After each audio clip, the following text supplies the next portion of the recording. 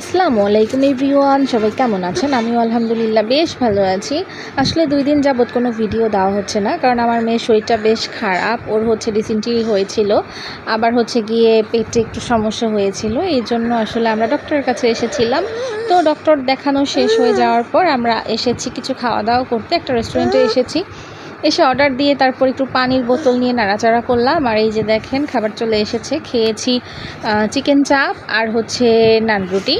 তো এগুলো খাওয়া দাওয়া শেষ করলাম আমি এবং আমার হাজব্যান্ড, এবং একটা পার্সেল নিলাম আমার মায়ের জন্য।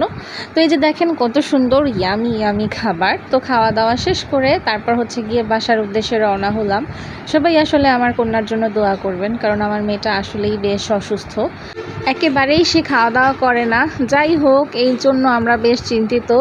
উপরওয়ালা যখন যেদিন থেকে ওর রিজিক নির্ধারণ করেছে সেই দিন থেকেই হয়তো খাওয়া দাওয়া করবে। তো এই যে দেখেন বাসার জন্য ওই যে নিয়ে এসেছিলাম আম্মুর জন্য। তো এই যে এখন আমি এগুলো প্লেটে আস্তে আস্তে ঢালছি, কারণ আমার আম্মু এখন নামাজ পড়ছে, সন্ধ্যা হয়ে গেছে। ইগনোর ব্যাকগ্রাউন্ড নয়েজ, আমার মেয়ে একটু সাউন্ড করছে।